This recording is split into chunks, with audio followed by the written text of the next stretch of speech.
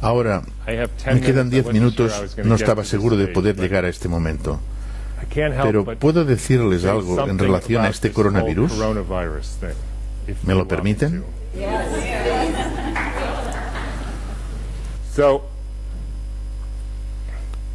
Repito, cuando conozcan la obra de Rudolf Steiner tendrán la respuesta al test, pero necesitan calcular los detalles. En 1918, después de la gran pandemia de la gripe española de 1918, se preguntó a Steiner a qué se había debido aquello. Y él contestó: los virus son simplemente la excreción de una célula intoxicada. Los virus son trozos de ADN o de ARN o de alguna otra proteína que se han expulsado de la célula. Se manifiestan cuando la célula está envenenada. No son la causa de nada. Y la primera manera que se me ocurre de animarles para que reflexionen sobre esto es que imaginen que son especialistas en delfines, ¿de acuerdo? Y que han estudiado los delfines del círculo polar desde hace cientos de años, o por lo menos durante un largo periodo de tiempo, y los delfines están bien. Luego, de repente les llaman: Carlos, casi todos los delfines están muriendo en el círculo ártico. ¿Podrías venir a investigarlo? ¿De acuerdo? Y solo pueden ustedes plantear una pregunta. Levanten las manos para indicarlo. ¿Cuántos de ustedes responderían: quiero estudiar al delfín para ver su genoma? Nadie, porque es una estupidez. ¿Cuántos de entre ustedes dirían: quiero verificar si este o aquel delfín es portador de un virus que sería contagioso y que se transmite a los demás delfines enfermándolos? Aquel amigo. ¿Cuántos de entre ustedes dirían: ¿no será que están envenenando el agua? Como con el Exxon Valdez. ¿Nadie? Todos. Porque eso es lo que ocurre. Las células se encuentran intoxicadas y ellas intentan limpiarse excretando residuos que nosotros denominamos virus. Si estudian las teorías actuales de los virus, que se denominan exosomas, la última conferencia del Instituto Nacional de Salud de Estados Unidos, que habla de la complejidad de los virus, constatarán que se corresponde totalmente con las teorías actuales sobre lo que son los virus. De niño, y a medida que me hacía mayor, tuve un dramático ejemplo de ello. Fuera de mi casa, hacia la derecha, había unos pantanos. Estaban llenos de ranas y me despertaban por la noche. Yo daba golpes en los cristales. En primavera hacían un ruido espantoso. Y con el tiempo, todas las ranas fueron desapareciendo. ¿Cuántos piensan que las ranas tenían una enfermedad genética? ¿Cuántos piensan que las ranas tenían virus? ¿Cuántos piensan que alguien le echó DDT al agua? Es lo que pasó. Las enfermedades son una intoxicación. Ese es uno de los motivos por el que las vacunas... Permítame que me desvíe un minuto. Entonces, ¿qué es lo que pasó en 1918? Cada pandemia de estos últimos 150 años se corresponde a un salto cuántico en la electrificación de la Tierra. En 1918, a finales de otoño de 1917, se introdujeron las ondas de radio en todo el mundo. Cuando se expone a cualquier ser vivo a un nuevo campo electromagnético,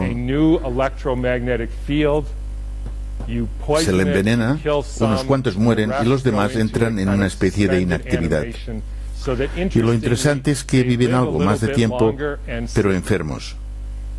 Y con la Segunda Guerra Mundial se inició una nueva pandemia con la introducción de los radares en toda la Tierra, envolviendo a la Tierra con los campos electromagnéticos emitidos por los radares. Era la primera vez que los seres humanos se veían expuestos a algo así. En 1968 hubo la gripe de Hong Kong. Era la primera vez que la capa protectora del cinturón de Van Allen, cuya función es la de integrar los rayos cósmicos procedentes del Sol, de la Luna, de Júpiter, etc., de integrar todo eso y distribuirlo a todos los seres vivos terrestres.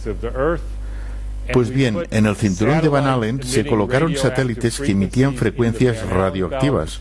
Al cabo de 6 meses se produjo una nueva epidemia viral. ¿Por qué viral? Porque las personas que fueron intoxicadas expulsaron toxinas parecidas a virus. Las personas creyeron que se trataba de una epidemia de gripe. En 1918, el Ministerio de Sanidad de Boston decidió analizar el carácter contagioso de una epidemia. Lo crean o no, tomaron a cientos de personas que tenían gripe, les extrajeron las mucosidades de la nariz y se las inyectaron a sujetos sanos que no tenían gripe. Y ni una sola vez consiguieron hacer enfermar a uno solo de aquellos sujetos sanos. Repitieron la práctica una y otra vez, pero no consiguieron demostrar el contagio. Incluso llegaron a hacerlo con caballos que supuestamente habían pillado la gripe española. Les colocaron sacos sobre las cabezas y el caballo estornudaba en el saco. Luego colocaban el saco con estornudo al caballo siguiente que no caía enfermo. Todo esto lo pueden ustedes leer en un libro que se llama El arco iris invisible, de Arthur Robert Firstenberg. Él realizó una cronología de todas las etapas de electrificación de la Tierra y de cómo al cabo de unos 6 meses se producía una nueva pandemia de gripe en todo el mundo. No hay otra explicación. ¿Cómo podría sino propagarse desde Kansas hasta Sudáfrica en 2 semanas? De manera que en todo el mundo se manifiesten los síntomas a la vez, a pesar de que la forma de transporte era en caballo y en barco. Es algo que ellos no pueden explicar. No sabemos cómo se produce, fue la conclusión de aquella prueba. Pero si se paran a pensar en ello, todas esas ondas de radio y demás frecuencias que algunos de ustedes llevan en el bolsillo o tienen en la mano, pueden enviar una señal al Japón y llega al instante. Por tanto, incluso aunque no crean que existe un campo electromagnético que interconecta al mundo en pocos segundos, no hace falta discutirlo, es un hecho que experimentamos a diario. Y acabaré añadiendo que en estos últimos 6 meses se ha producido un dramático salto cuántico en la electrificación de la Tierra.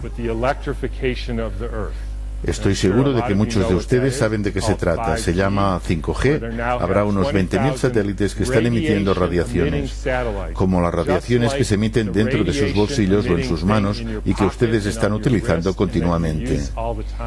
Esto no es algo compatible con la salud. Lamento mucho decirlo, pero no es compatible con la salud.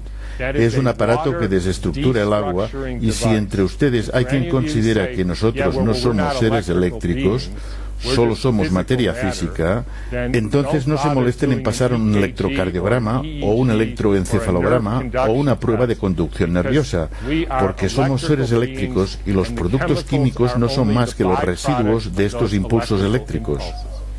Y para finalizar, una adivinanza. ¿Dónde se encuentra la primera ciudad del mundo totalmente cubierta por la 5G? Exactamente, en Wuhan.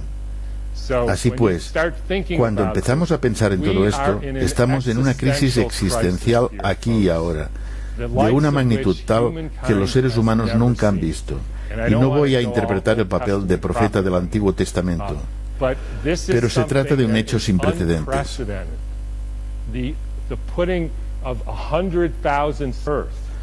por cierto, como quería decir antes, eso se relaciona con las vacunas. Esto me atañe, pues hace un año tuve un paciente en plena forma que practicaba el surf.